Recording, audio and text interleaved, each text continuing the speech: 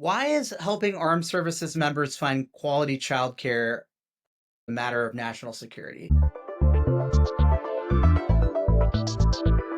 So being able to not only show up physically, but show up mentally to your work every day very much relies on knowing that your children are cared for, that they're somewhere safe. I believe the more and more we have leaders who are growing families and raising the next generation, they can be so much more empathetic and they're going to be part of the solutioning that we have the most success with when we're talking with leaders on saying, hey, here's why it matters. Hi, welcome to Dad Life Blueprint. Today I'm joined by my guest, Kayla Corbett, a mom, military spouse, and founder and CEO of Operation Childcare Project, and Maria Quinn, a mom, armed services spouse, and a lieutenant colonel in the United States Space Force. Kayla and Maria, welcome. So tell me, why is helping armed services members find quality childcare options a matter of national security? Great question. I can kick us off on this one. So, if I'm being honest, though, this is probably more of Maria's area. She's the one who highlighted this. When I started this, I was really focused in on safety. So, just child safety, families having all the options that are possible, and really just understanding what those options look like so that they can make safe choices. And it was through my work with Maria that we started really examining this from a national security lens. Um, Focus, I would say, is one of those primary pieces. So being able to not only show up physically, but show up mentally to your work every day very much relies on knowing that your children are cared for, that they're somewhere safe. And so while we do see it become a physical hindrance from time to time, maybe you don't have before school care. And so now you're showing up to work late. We've also seen it have, these to be fair, mental health impacts of the care costs so much that it's breaking their bank, but they can't afford their bills every month. And so, no, they're not focusing. And I think that what we've learned is that there are trickle down effects to a lack of care, and it's not always just a financial impact. Yeah, thank you. Anything to add, Maria? Yeah, I echo everything Kayla said, and that's exactly correct. I remember when we had our first one, I just was really struggling with the idea of how am I going to be focused at work with this Mhm. precious little being that we're responsible for when we're both on active duty. And so that's really started was the personal aspect of it. I full disclosure had no appreciation for it as a supervisor until I had children of my own. And so I believe the more and more we have leaders who are growing families and raising the next generation, they can be so much more empathetic and they're going to be part of the solutioning that we have the most success with when we're talking with leaders on saying, hey, here's why it matters. And at the end of the day, when you're looking at our general population who are doing great things across the country, including our first responders who have a little bit more similarity to our military folks, where there is just so much uncertainty on a day-to-day basis on what our hours are, if we're going to be going on a trip real quick, if there's deployments that are coming to play and training.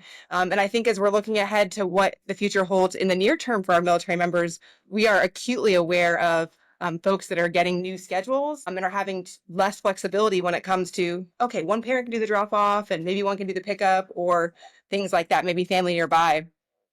And another example right there is a lot of our folks, again, across the country who do have shift schedules or more challenges, a lot of times they're living where they want to live. And that means there's that built-in network. And what we found, we have this whole plan, every family we talk to on how to engage with them and how to get them set up for that best safe care. And I would say 95% of the time when we ask, hey, is there anybody family nearby that could come in or that could be nearby to come help out? The answer is no. And so that's really where we're focused is how do we ensure that folks are focused on the mission because their family is secure? And it's unique for every family. Yeah, definitely. And I imagine that with all that, the stresses of navigating that, not only is the focus hard to have, but also just the logistics of it just have to be really, really hard, right? I mean, because I imagine you don't have a lot of time often to know when you have to show up in a at a certain time. So you may not have that time to plan out, what are we going to do about the kids? And both of you have, Maria, I believe do you have like 6 kids? Is that correct? Correct. You are correct. Okay, so you have a big family too. So I imagine that is definitely was on the forefront for a long time. And Kayla, what about you? How many kids do you have? Well, it's not a competition. Yes. I have two. Okay, you got two. Okay.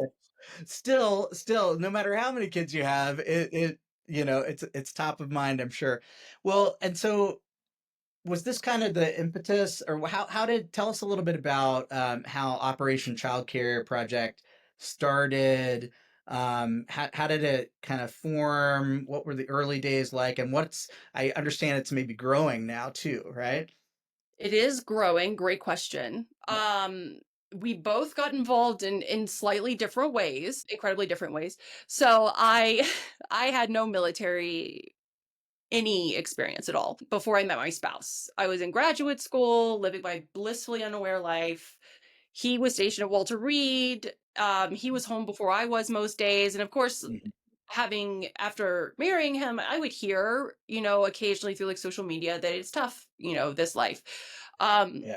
but again, he was home before I was most days. So I just very much kind of like Maria said when she was a supervisor, like I was oblivious to the realities of the Hmm. situation. And then we went to our first duty station together, which was Italy. Beautiful. I like make the joke that that's where spouse careers go to die though, just because it's really hard to work there. Yeah. And when I got there, I didn't have children. Okay. And I started looking for work, and I was just shocked that the only spouses who were working were those who didn't have kids or their kids were teenagers. So they were about to be adults. And so I would ask around, and they were shocked that I was shocked. And so it told me that there was just so much more here at play than I anticipated. And so I really started spending a lot of my time because I had a lot of time, even before I didn't have kids. And Hmm. so really diving into what does this look like? What does this mean? And then when I did have my first child right before we got back to the States, I followed my own advice, my own what I've learned in those years to access a program that I was ultimately denied access to. And that's when I realized that the existing programs, for many reasons, are complex. Yeah. It's hard to know how they work, how where to turn when they don't work, how do you afford them? How are other people navigating this? And that really is what pushed me into starting this work, was getting a better understanding of what supports exist, what supports Hmm. are we told exist and we don't actually get to access, and what do you do when you get stuck along the way. Yeah. And it was through that work that I met Maria, who was doing what has really become a lot of that case management, which is the family coaching piece. Maria, do you want to dive into that a bit? Yeah, you nailed it. We had different skill sets, and that was the cool part about it. Is she was focused on the what most Americans know as traditional, as far as your brick and mortar. So whether it's Yeah. any of your early childhood options, as far as a school or a home or a center, and we were focused on the non-traditional. So everything from nannies, au pairs, your morning girl to help you get the kids off in the morning, or any compilation of that. And so it was a beautiful connection, and to be able to bring both of our skill sets together. And so a few years ago, the DoD came out with a new program, which allowed fee assistance for nannies, which is just utterly revolutionary in so many ways. And we already had a nanny, and so this was going to be life changing for us. At certain points, perhaps my whole paycheck was invested in childcare, right? Because we're focused on those long-term goals. But that was tough. And so this is a huge opportunity, but I realized immediately most of our folks don't know what it even means to hire well, or how to find that safe care when somebody else isn't managing that for them. And so started working out some education and that one-on-one style we're talking about, of just literally meeting families where they're at, making sure they know the full suite of childcare options, And so that's where we're headed, is just continuing to figure out what's that education for not only our military families, but really for all families. So they're not just Googling random, like, how do I find Yeah. safe care, or in an emergency, will somebody come over and watch my child, right? That's really our nightmare situation. I mean, we see it on a daily basis. And so that's where we want to be, is how do we provide the education so folks can have it when they need it? And how do we support them all the way to the finish line where they have that safe care? Yeah, yeah. And what are the biggest things that because I know Operation Childcare Project offers multiple services, and it sounds like one of them is the family coaching, and then you mentioned the piece around like finding the care itself. So there's the finding the resources, finding the care, and then finding the resources financially to be able to pay for the care. So what's the journey like for somebody, and is it different for every family, or is there kind of a typical pipeline of how people come into this, where they have a child or they have children and they know they need care? How does that work? Yeah, fantastic question. It is very different. Okay. So everyone kind of cycles in the same system. We have the Yeah. case management, and we use case management for all these pieces. It's not. Mhm. I don't think that historically childcare has been thought of as something that would require case management, but Yeah. it really does, especially when you do involve military Yeah. families because of the lack of local support systems. Right. So when you don't have to move, and when you do have a set schedule and you are able to take off work whenever you want, Mhm. paid or unpaid, you are able to, I feel like, allocate one of your most valuable resources, which is time, Mhm. in the best way. And Yeah. when that is not the case, what we've seen a lot of as families come through our case management is that the spouse has historically taken on that responsibility. And I mean, Okay. that's the responsibility of understanding all programming, of logistics of moving, of finding schools, interviewing teachers, finding care, Mhm. also that the service member can focus on their mission, right? It is Yeah. this heavy Yeah. unpaid labor that we see. Yeah. Then we get into these unique spaces though with dual mill, Yeah. or with single service members, in which case who takes on the burden and that time. And we Yeah. get a lot of those into our case management because it is a heavy lift for them. And Yeah. what we especially need to do for those families is, what do you do when your primary care is not the option? So like Mhm. what can you turn to if you won't use a Yeah. trusted caregiver? Is what we say, like anything outside of that traditional care is a trusted caregiver. If you don't have that built-in trusted caregiver of a family member, that's really where that heavy coaching comes in. And we actually rolled out a whole program based on it. For better or for worse, what we were seeing come through our case management was families who have turned to Facebook. Okay. It's just where military families live because we move so much. Right. So Right. you join every Facebook group for everywhere you may be stationed in the future. And that way you always have that information at your fingertips. And we were seeing these families go into these pages and saying things like, I can only afford $50, but I need someone to watch my children Saturday and Sunday. Um, can someone step in? And I think you can kind of guess where we were concerned here, Blake, about the people responding saying, yeah, I'll come stay there for the weekend. Don't worry about Mhm. it. And I want to be very clear. I do not think that these parents are negligent in any way. And I think that that's the meeting them where they're at. This was the Yeah. best they could do with the resources they Mhm. had available.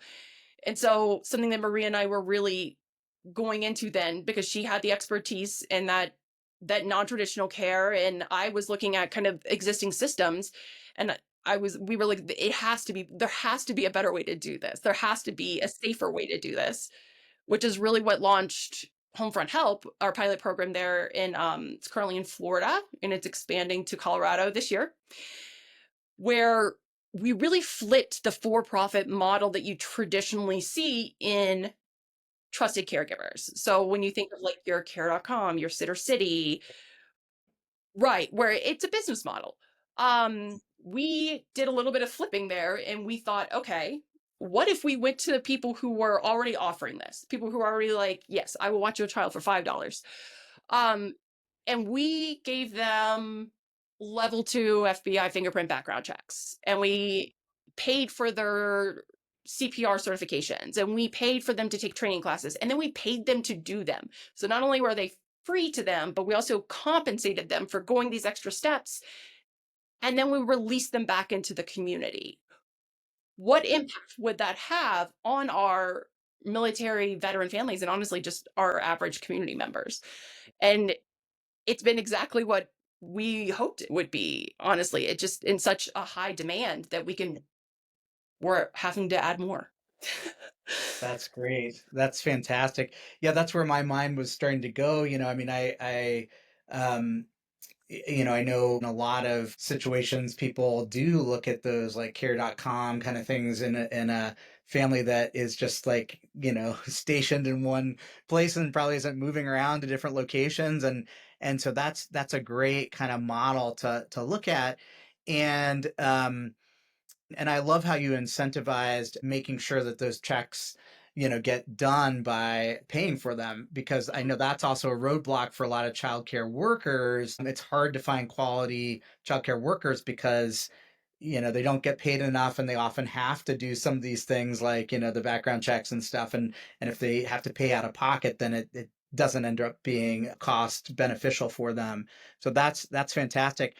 And so you've launched in Florida, you're gonna launch in Colorado. Is the hope to kind of have that be a national program soon or eventually? Eventually, yeah. I mean, Yeah. we're really looking at how can we make it scalable. This is Yeah. something that I want to give you just a quick snapshot of what military childcare typically looks like. Yeah. Um, what we know is that there's some programs on the installation. They're called child development centers. So they're just Mhm. centers. Yeah. And then they also will accredit their own family childcare centers. So within Okay. like a family's home. So they'll have Yeah. those two options. What we know though is that less than 15% of families actually ever access any DoD affiliated. Everyone else is in the community. Like they are in the community using, maybe it is a trusted caregiver, maybe it is a Yeah. center. Trusted caregivers have always been a part of the childcare model. They've really fallen off in the last, well, I guess I should say fallen from the headlines in the last, 15-ish years.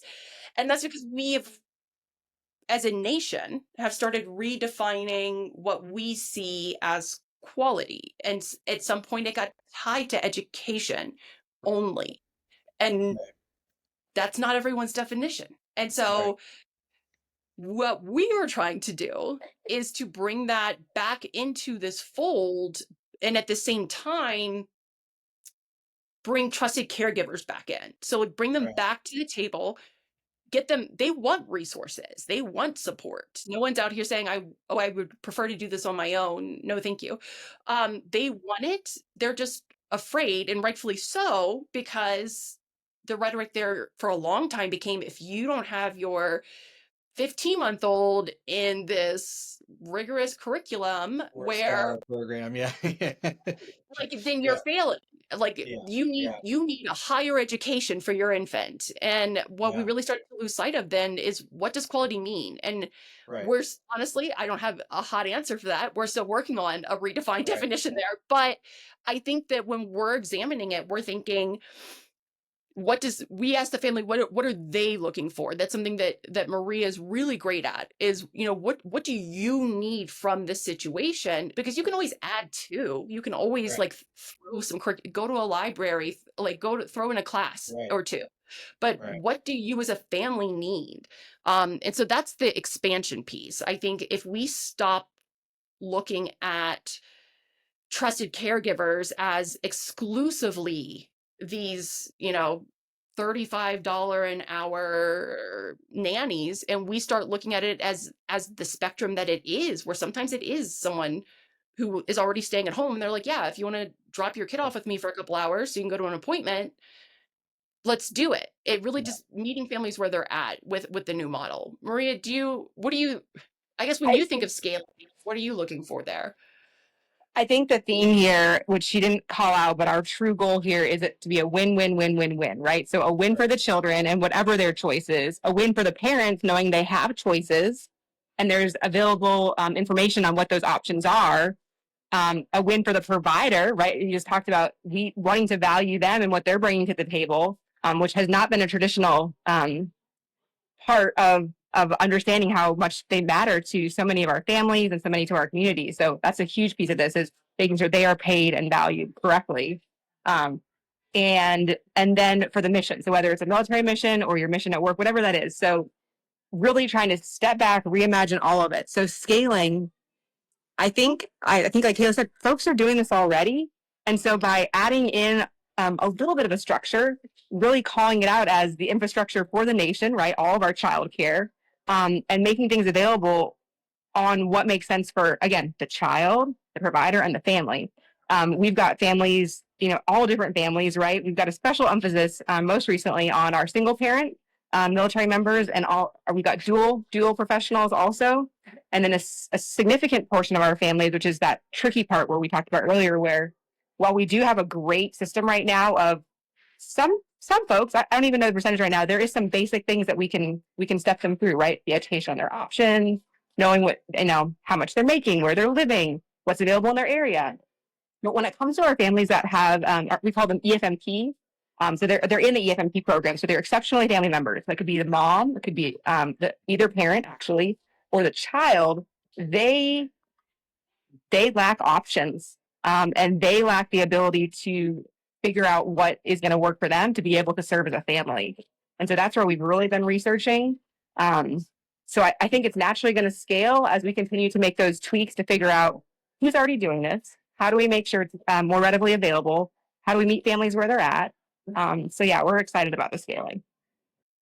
That's really amazing. And I am curious to talk more about the single parent piece of this. That's something that's really fascinating to me.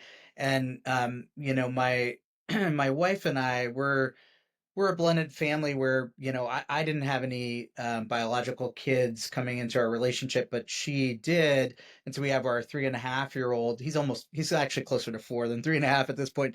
But we are also looking at having additional kids, and so we started early on when we first got together, like kind of looking up resources for blended families, and there's not a lot.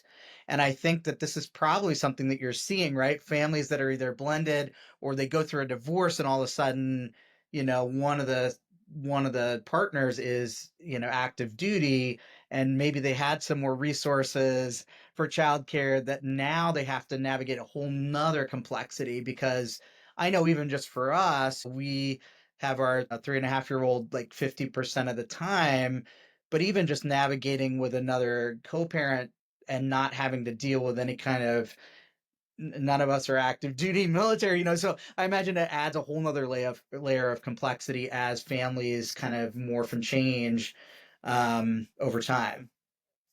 Yeah, absolutely. I'll jump in here, Kayla. So again, speaking here as Maria Quinn, myself, the DoD has made some efforts in the last couple of years to acknowledge those complexities when it comes to helping folks be able to stay in the same area as in a co-parenting relationship, and things like that. I think we could obviously make some more strides there, because I don't sadly think it's becoming less prevalent. I think it continues to be a really challenge for not only the active duty side of the house, but also our guard and reserve. Right. And so continuing to understand that is going to be important. But yeah, we definitely see that in the families that we get to work with. It's unique every single time what they need. And sometimes it's more than one solution, right? So sometimes families, you have honestly, what we've been seeing a lot with our single parents is amazing. They make it to the top of the list. They're able to access the care on base that they want. Monday through Friday, except that they're in, you name it, insert any job. And oh, by the way, now they have Saturdays, or they have to report before the CDC opens or after. And all of a sudden they need 2 or 3 solutions to be able to make it to work on a daily basis. And so being more aware of that and helping the education piece of, to Kayla's point, not everybody is going to get a full Monday through Friday nanny, right? Sometimes it's not affordable, sometimes it's just not available in your area. Um, However, a lot of folks need a couple folks on their team. So that's what we're really focused on. Like, who is your team that you need to be able to have? Because even if you have that one person that's your morning drop off, what if they get sick? What if they go on vacation? Right. And so, really working with families to understand that, yep, it's going to take a little bit more than maybe you to meet your long term family goals. And so, how do we approach that in a way that's really respectful, really kind, and just helps them come to the solution that they're the most comfortable with just some good questions from our team. When I think that there's like this unique, I've seen this popping up more and more when there's a recent divorce or a recent separation, is that the service member, if may not have realized, especially if it is a civilian and the service member, they may not have realized the invisible labor that went into childcare, and it becomes the world's steepest learning curve because now we get a lot of, for example, I mean, we know that it's more likely that women are just statistically, when we look at military spouse makeup, I think it's like 90% women.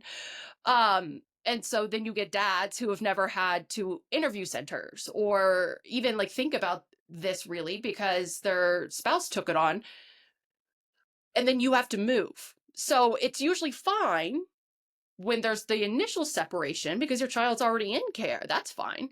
But now we're moving and now dad is getting custody for the summer.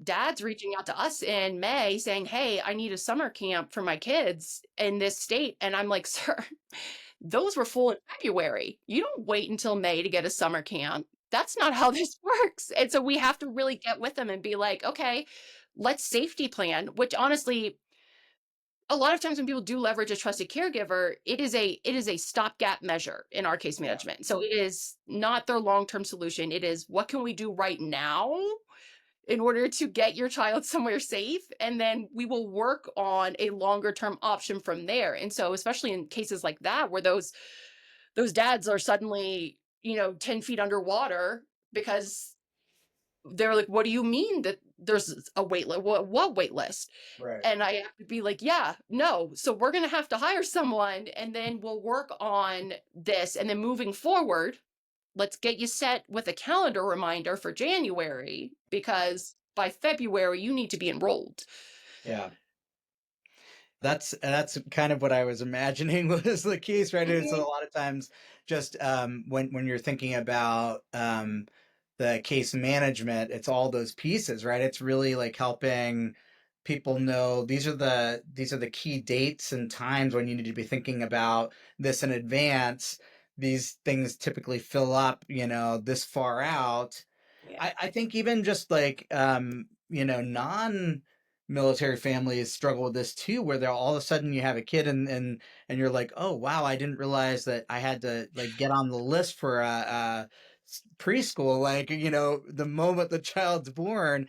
And so Yes. it's a, like you said, it's a systemic of greater childcare system things, that it's a difficult system to navigate. Let me jump in. I really think you just nailed it right. A family finds out they're pregnant. Yeah. Um, a lot of them are employed by somebody, right? And so I really believe this is where the employer can be a part of that conversation early of congratulations. What are you thinking? Do you have options? Do you want us to help you navigate those? Because everybody needs those timelines, right? Like the joke in the military often is like as soon as you know you're pregnant, you better get on that wait list for childcare. And I find in many of our metropolitan areas that's the same case. And so I would love to see, for us, it's the leaders that we're counting on to be a part of those healthy conversations and bring up the word childcare as often as possible so that it's not stigmatized. And I think the more that our employers do that as well as a necessary part of growing our next generations, it's going to help everybody. Yeah. And I think so often, I was even finding myself doing this where I think people think childcare and they think young children, children birth to like 5, but really childcare really expands into school age, and especially if you have like one spouse, like you were saying, that lives somewhere else and they're like getting the child for the summer, and then all of a sudden, and they might be a fifth grader, but they still can't be home alone, they need something to be doing during the Right. day. so I don't know if you want to talk about like how different families, different Yeah. ages of kids, how maybe things shift or change I or I could give you a few examples actually. So yeah, so the after school care, you're right. Like that is Mhm. huge. The before school care, we actually see being a lot more of an issue. And that's because service members have early report times. That's just everyone knows that. And Yeah. so before school care for school age children isn't really a thing. Like Right. sometimes centers will open up to allow, 5, 6 year olds to be there, but you Yeah. basically have to be in their district and they can only bus to certain places. And so it really creates these additional layers of issues. And then Mhm. in addition to that, you may have a 13-year-old who can stay Mhm. home before and after school. Maybe 13 is like, you're like, I'm comfortable with this 13-year-old, but now you have a 3-day mission. You're gone for 72 hours. Are you still going to leave your 13-year-old home alone for 72 hours?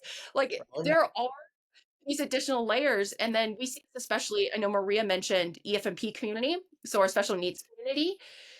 They may have gotten into a school program now where maybe they have a one-on-one aide as part of that school Right. program, but we're now shift schools out 2:30 p.m., but the service member is not out until 5, 6. They don't have one-on-one aides at after school programs. Those are typically like on a basketball court or something like that. So it's not really scaled for them. And then blended families. We've had quite a few where, maybe the children, they didn't use childcare before and now they remarried and the children that came into the marriage are already 13, 14 years old, but then they have a child. And so even though, yes, they've experienced children in childcare, what exists today is Right. nowhere near what even existed 5 years ago or the 5 years, I mean 2 years ago, if I'm being honest. Like costs are skyrocketing, supply is plummeting, Yeah. hours are extending. It's not the same landscape. And so they're kind of running into this as well, where they're like, okay, well, could I get my 12-year-old to watch my 6-month-old? And I'm like, I mean, technically, I guess you could, but what does that look like? And so it is a really interesting dynamic and how, yeah, you're right. People do think of it as this is something for babies. This is something for 8-month-olds to 3-year-olds. And then after that, you're done. But that's just not Mhm. the reality of it. Yeah, definitely. I mean, even for us, we're looking at that now. I mean, our child is in preschool, but the kindergarten that is our base school doesn't start till 9 a.m. And right now, we're both in jobs. My wife is works in the medical field and has to be there on time early in the morning, and then I'm working in a school, and so it just doesn't. We're like, how are we going to do this? Like, we have to find another so yeah, I imagine that that's something that you see come up quite a bit. And how would you say in terms of working with um, different like you kind of talked about how you're meeting people where they're at and oftentimes you're finding that families already have some folks that are doing the care, but maybe it's just a matter of running them through the program where they're getting, background check, getting first aid, CPR trained. Are you finding any ability to work with childcare centers on expanding options? Is that something you're looking into? Or are you really just kind of focused on folks immediately within the communities of the families that you're serving? Yeah, I think Maria will agree with me here. This is what we're doing is an experiment. And we're really iterating as part of Yeah, this. And part of this iteration actually is looking at how does this overlap or where right. can it overlap with centers. And so when we were developing our training of, what is it that makes Yeah, up a vetted helper? What would a vetted helper look like? What we did was look at what these centers were doing locally. What do they require coming in? And that's what we mirrored. And yeah, so we have a relationship with quite a few centers. And what we did was say, listen, the modern workforce looks different. It needs flexibility, especially in childcare. Childcare is a high burn job. It is high intensity, and they need breaks, they need vacations, they need support. And unfortunately, there just wasn't enough staff to really stand that up anywhere in the nation. I mean, that is across the board. So what we did was we said, hey, listen, we want to see what would happen if we partnered together. You would be paying less for the onboarding of these people because we've already done everything that is required for them to work there. We're going to give you the list. And then if you need a substitute, if you need someone called out sick, someone quit Yeah. suddenly, Yeah. someone's on maternity leave, someone just wants to take a breather, they can hire from our list and then just let us know. Like, what kind of a benefit does that give you? Does it give you more time to hire well? Does it open up an additional classroom? And as of right now, we've actually, from our initial 20 that we Mhm. brought in, 4 have left the cohort to go work at centers, which is fine. Like, that was the idea. And a lot of these are helpers. Our helpers did not want to work full time at centers. Not a single one said that's what I want to do. But then once they got in, they were like, oh, actually, I like this. So, like, if you keep me, I'll stay. And I think that that's fascinating. Like, when we reduce that burden, that administrative burden, what the centers are able to do, that is something we hope to continue. Yeah, I mean, she says it's an experiment. That is a fair statement, right? So looking at it from all different angles, and really the thing is, what we've noticed is, the folks that have been doing this, they've been doing it for a long, long, long time. Their entire careers have been focused in this area. And what we haven't seen, and what we really want to kind of encourage, is taking a step back and looking at, there is a full suite of options, right? It's not only the center, it's center or bust, right? Or grandma or bust, or whatever that is. And so I think that's what we're trying to just demonstrate a little bit here is, okay, when we take a step back, there's different seasons, there's different needs, there's different, with the voluntary pre-K coming online across the country, there's this more necessity of a wraparound care. And what does that even mean, right? And so the more we can get folks to truly reimagine what childcare is and what it isn't, that's going to help us continue. So that's really what we're trying to highlight here with our current pilot. Yeah.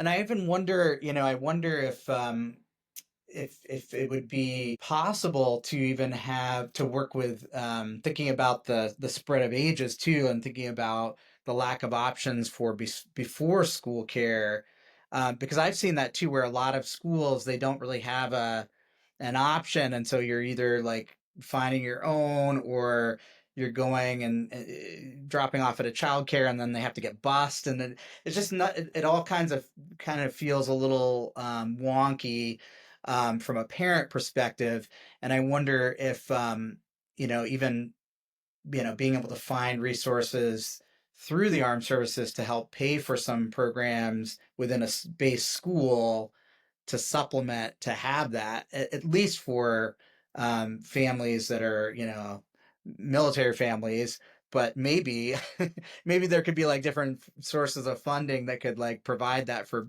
families in general, and then you have so many spots for like families in the military, or that kind of thing. I wonder if there's like room for those kinds of programs, and kind of thinking outside the box around that.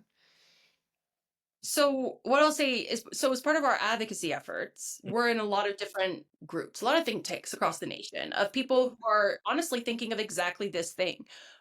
They are thinking, how can we shift as we're seeing education, early childhood education and development grow?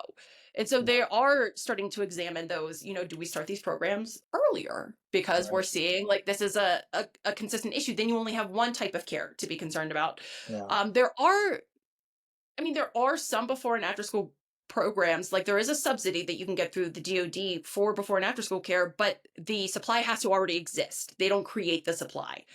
So you have to leverage what the community is doing. And I think that historically what is really kind of hindered military families is how frequently they are told only of DoD options, Right. DoD care. And so they have no idea about these incredible things that people in the community are doing, and vice versa. The community has no idea what struggles the military families are having. I've been in more than one room where there's been conversations and they're like, wait, You don't have childcare? Don't you just get free childcare? Don't they just Right. like warehouse on the installation and they just drop kids in and it's free? And like, what are we worried about? And so having to explain that there's this issue where, the DoD, if we can't be served through the DoD, they assume that the community picks us up. And the Right. community assumes that the DoD has us. And so we kind of fall somewhere in between the gap there. And Hmm. we were scrappy. We figure it out for better or for worse. And that's really where meeting people where they are comes from. Is that somewhere in that middle zone of I'm not here to judge you. I'm just here to try to give you some tools. And then, what you do with them is your decision. But but yeah, I think that yes, there is the potential for that, especially as we are seeing this happen more and more with pre-K, preschool programs that are state funded, but not really accessible, available, but not accessible. Um, but it may be a bit of a journey to get there just because there is still such a steep curve between what people think this looks like and what the reality of it is. Yeah. Yeah. And even I was thinking when you were talking about children that maybe have like a para or something like that, that's got Mhm. to be hard too because like you might have a para that you build that relationship with, and then all of a sudden you move somewhere else. Have you encountered that a lot too, where it's like they have to rebuild a relationship, and maybe they are on the autism spectrum, and maybe that's a really tricky thing to navigate, and the parents are probably really stressed about it. And here's this other thing, that we have to worry about, like connecting with a pair that has a similar, um, can quickly build a relationship and has, and reduce the amount of stress for the child. Yeah, I know there's a study that I Hmm. keep seeing pop up everywhere right now, and it talks about ACEs, so the adverse childhood experiences. Yeah. Um, and they talk about moving Yeah. and the impact that just one move has on a child who is under the age of Yeah. 10. Yeah. And to your point, I think that this is very similar to just a military culture Hmm. of and I despise this word, but we hear it all the time, and that is like this resilience, Right. Right. where it's hard and then you get through it and they're like, look at you, you're so Hmm. resilient. um I think how we like to rephrase it is that military families are relentless as Mm. opposed to Yeah. being resilient. Yeah. They get through it because they do keep digging, they do keep pushing. And to your point, like, yeah, there's no easy way to say it. There's nothing easy about building relationships, especially with neurodivergent children who finally get to settle in and then moving 2 years later and starting over. It doesn't set anyone up for success. We do the best with what we can. And what we know is that these parents, with us or without us, they are relentless and they will figure it out. Sometimes it's not the ideal situation. But I think that's why the awareness about where they fall within the community is so important and why we're really trying to push for more community-based options and community-based support. Yeah, it's a numbers game, right? And so when you start breaking down the numbers, Kayla laid it out beautifully, right? Like the DoD, yep, here's your options. Community, we got our own. Except that 70, 80% of our military families live in the community. So off the installation, right? They're at your grocery stores, they're at your churches, they're at your schools, they're on your sports teams. And they need the resources in the area. Our on-base resources at any given location were designed to support. I'm not even going to quote the percentage, but it's very, very small, and the expectation is the other majority are receiving support elsewhere. And they weren't designed that way. And so we need to be honest with that when we're giving folks their resources and educating them on their options, especially when it comes to the timelines, right? Because you cued on the para, and my mind immediately went to, okay, yes, the para and every single medical appointment that they need to now reestablish and reconfigure. And there's just so much more with that move. So the move is, you said one per child before the age of 10. And our folks are averaging, let's say 2 to 6, depending. And so how do we do that well? What we can do, what's within our abilities, at OCCP is to come alongside them, right? And And I love seeing families come back in because, okay, we're getting ready to PCS, or, mom or dad are deploying, right? So like, remind me my options, remind me how to navigate this. And so that's where we're seeing the greatest success with families. And I propose that when they're looking at their exit surveys at the end of their careers, that's going to be a significant factor for them of being supported with that one-on-one piece along the way, to be able to know that, yeah, the situation's changing. But listen, if there's children in the mix, that has got to be the priority. And circling back to your original question on national security, the data is there, right? When you're looking at who our next generation of military members are, they are the families serving today, right? And yesterday. And so when you look at whether it's one parent that's serving, the percentage, and then you look at two parents serving, and that is literally who we are growing to create security for the future. So this cannot be taken lightly, and that's why it's so important to us. Yeah, yeah, definitely. Thank you for that. And it's really, I hadn't even thought about, the other pieces, right? Like, primary care, medical care, all that kind of stuff. And I think that to me is the beauty of what you're doing around the management piece, right? Because I'm guessing, I mean, I know I've moved before, and like there's all those things you don't even think about until you actually move, and you're like, oh, I've got to update my address. That means I gotta change, like, and there's so many little things. And if you've already kind of laid it out and make it easier, then again, that focus can be on the mission, and not the stress of like, I have to remember all these pieces. I forgot this. What you just keyed in on is the key of like ensuring they don't feel alone. Not only don't feel alone, but aren't alone, right? And so there are lots of helping agencies for those specific things, but when it comes to childcare and looking at all of the options on and off base, we don't have a robust system in place. Not all locations have somebody that can walk alongside them. And so that's where we're really trying to research, what is that missing piece on the education and support to make sure they don't feel alone when they're making those changes, because everything changes when you move. And not every, let's be clear, there's not a good solution for everybody. Mm-hmm. There just isn't. And sometimes they just want to hear that. So sometimes they have already spent hours, if not days to weeks, working on something, and they're going, I can't find it. What's wrong with me?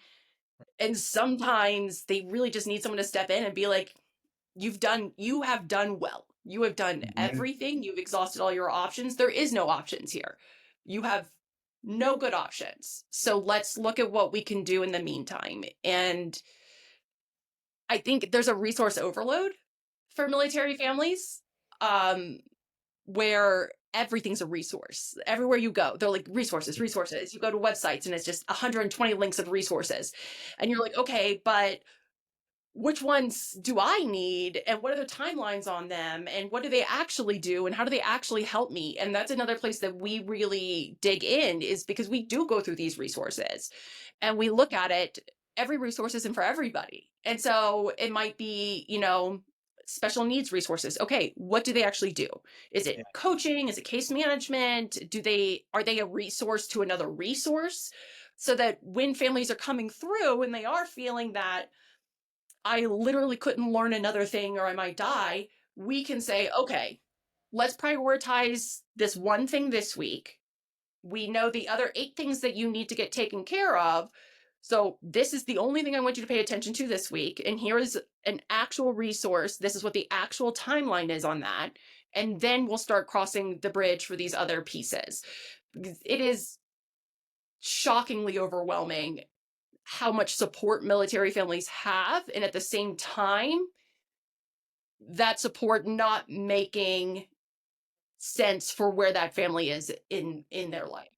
Or being in such a state of overwhelm where like the idea of digging in there and trying to discern what makes sense is just not an option. Or some of our models are, okay, my full-time job is to help military families, but let's make sure you do these 3 things before I even talk to you, even though it's my full-time job. And I'm getting more and more sensitive to that, because I realized, in the times that I've needed help, that I need help, right? I can't go through the waiting on hold or the trying to figure it out my own. And so that's where we are really sensitive to, is the timelines, the state of mind that folks are in, and really working with our awesome volunteers to take some of that load off of them. Because if they're coming to us, some of them are coming in advance, which is, we love that.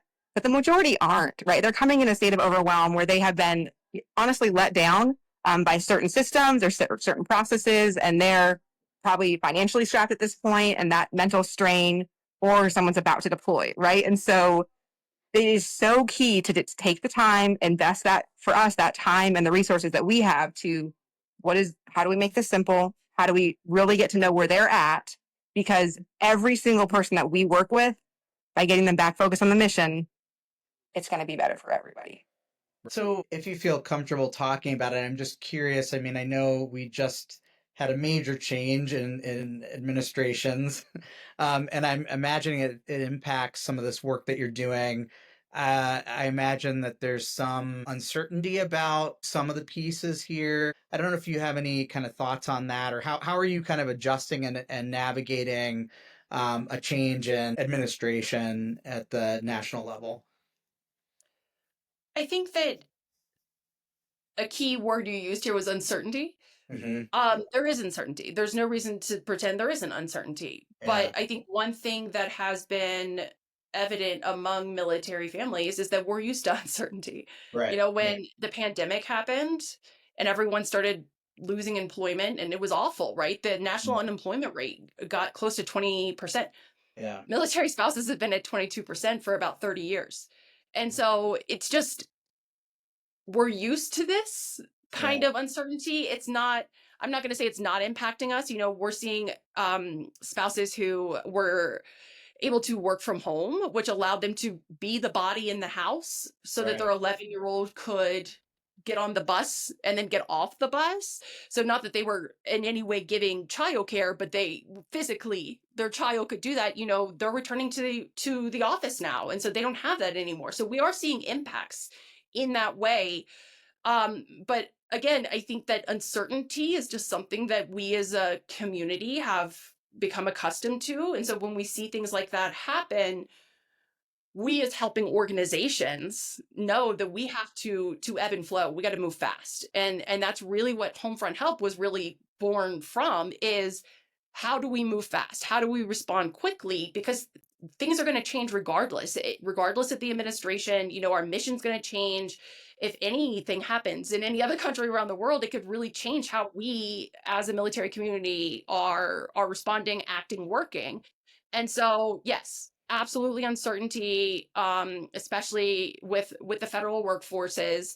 But I think that is, for better or worse, become a part of our culture. I like what you said, Kayla, right? So in the uncertainty, what we do is we pay attention, right? And so that ebb and flow. So we have been really ensuring that, especially for the federal workforce, being able to support our DoD civilians when they need, maybe they haven't needed to navigate childcare before, they've been able to make it work however that was. But without that flexibility, how can we be prepared to help them? So, increasing our educational opportunities, increasing our outreach, and making sure we have enough folks available on our case management team to meet them where they're at. So that's where we can come in, as we understand that landscape. And if it's a cool new place we haven't had a family from yet, then we're going to dig in and do our landscape study and figure it out, so we can all learn and be ready for the next family. So yeah, for us, a definite opportunity. I would definitely see that our case management has increased. That is for sure. Um, Mhm. and sometimes it is, as Kayla shared earlier, sometimes it's not us solving their problem. Sometimes it's just sharing information, letting them know they're not alone. But childcare is just too important, in our discussions and in our families, to not be a priority. Yeah. Yeah. So I just have a couple more questions for you. One that I would ask you both is just thinking about the families that you serve, families that are in the armed services or DoD, civilian families, anybody that's in kind of the demographic that you serve.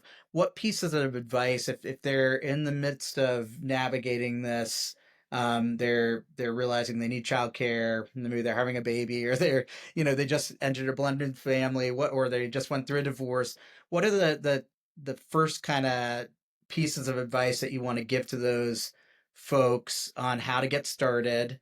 Besides, of course, reaching out. Maybe it is just reaching out to you all to get started, or what's the first pieces of advice that you would give? Yeah. they don't have to reach out to just us. No, Blake. Okay. They can reach out Yeah. to other people too. That's Yeah. okay. I won't hold them all to myself. But when we hear about families in these situations, I just want them to start thinking about long term. I Yeah. think it's really easy, especially with how frequently our lives get shaken up in Yeah. the military community, to just be like, oh, I'll just stay home. I just won't work. Right. And I will take care of our children. And I think that long term, short term, sure. But long term, I really encourage families to think, well, what would be the next step then? Are you always going to stay home? Can you always do without that income?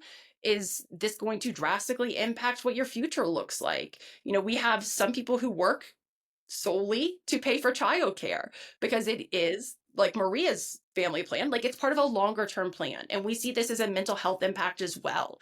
There are many people who make no money going to work because they pay all of it into childcare and they say this Mhm. is worth it for my mental health. And so I think that the everyone jumps to this quick easy solution, just one parent stay home, just stay home and you just take care of the children. But the reality is that there's more at play here than just what does the finances look like. And so I encourage them to really, if they have a partner, to start thinking through what are our long-term goals as a family and for our child who Yeah. maybe you have a child that needs extra support. And so an external environment would be good for them.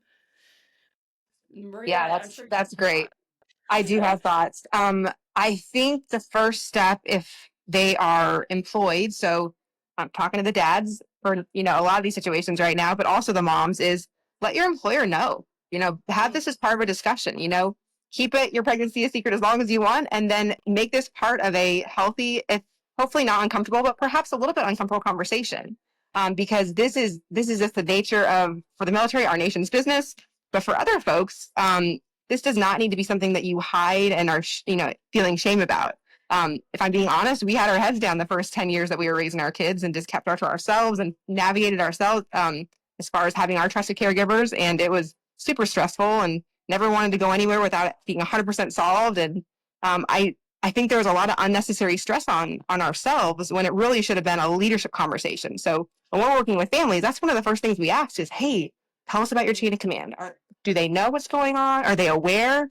And sometimes there's a not only immediate mental health benefit of being honest about it and knowing that, hey, I'm working on a plan. Can you keep working with me? Leadership team. Sometimes there's a significant financial benefit because sometimes if the leader can say, oh, okay, your husband's deployed and we can adjust your 30 minutes and that's going to save you $2,000 a month. Like, wow, everybody wins, right? You've got somebody that's now vested because my leadership took care of me. They're going to work harder for you. Their child is where they want them to be, and they're able to navigate that. But I really want to call on our leaders in both the civilian and the military sector to be the ones asking the questions and being the ones excited when folks do get pregnant, because we all know, right? 2023, our lowest birth rate in a century, right? There's more at play here than just it being a hassle. And so I really, really call on leaders to be the ones having these conversations, making options available, finding ways to be more creative for the long-term benefit if they want to keep that employee. Yeah, thank you both for that. I know we've covered a lot of ground. Is there anything that we haven't talked about that you think would be really important to highlight in this conversation for our audience, or just civilians, non-civilians, anybody in our audience that you think folks should know? I can almost guarantee that there's not a single situation someone's going through that someone else hasn't Right. gone through. And I think it becomes very easy to self-blame Yeah. when something isn't working. Um, saying that, you might be the person, you're the reason, I'm the reason this isn't working, I'm the reason I can't navigate this. But we have seen everything. And the organizations, because we do work in the community, when we meet with community groups, I'm like your childcare, Yeah. research and referral, your support systems there locally, they're amazing. I stand in all of them every single time. The work that they're doing, how emotionally intelligent they are, how they really understand where families are, because when you hear about programs, it's coming usually top down. Yeah. But these are the people who are in the trenches, who are talking to families, and they are trusted resources. And so I think that families feel well, I know they feel frequently shame around the choices that they have to make things work. It's not ideal. And I would just push out that there's you're probably not even the first person in your town to have to do that. Like this is a universal situation, and there's a lot more relatability out there. You just gotta to reach out. Yeah, I'll add on a little piece. That's the larger piece of it. The smaller piece is if someone in the military joins your neighborhood or your team or your whatever, just be kind. They probably don't have an emergency contact yet. So, reach out, be kind, and figure out if you can be a part of their solutioning. A lot of that's what we're encouraging folks to do is like, listen, especially our single parent families, like you need to go next door, you need to figure out who's around you. We really need to expand that community so that you can do your best to raise your child. And serve if that's what you feel called to do. So yeah, if someone comes in, you've heard it before, but just go welcome them. We've moved multiple times and it's made such a difference when folks on the street welcome us versus when they don't. So that's my request, please. Well, thank you both. And thank you both for this conversation. It's been really I've learned throughout this conversation some things that I wasn't even aware of, and it's given me a lot to think about. So hopefully it's giving our audience the same, and hopefully, our audience finds value, as much value as I have in this conversation. And just the cat's off to the work that you both are doing. And I think this is so important, and I hope it just is able to just continue and expand and grow. Um, my final question is more just about parenting. Our audience, there's a lot of dads, but there's also just families in our audience, and so I just would pose to you both if you could give a piece of parenting advice. What would it be? I tell myself this multiple times a day. There is no lion chasing me. I feel like in parenting, it's just you feel like you're in fight or flight all the time. We have a lot of Yeah, information overload. yeah, And so every tantrum, every situation they didn't put on their shoes and get in the car, I don't understand. I've said it 17 times. And I have to remind myself there's no lion chasing me. yeah. I could take a breath. No one is in danger. Everybody's safe. We're going to figure it out. I would say that that's what I would pass on, especially to our military families, because it's very easy to feel like a lion is chasing you when your Yeah, to-do list is 73 items long and you have 2 hours to do it. yeah. Thank you. Mine would be, yeah, going back to that, the long-term goal. So really figuring out where you're headed and then backing that up.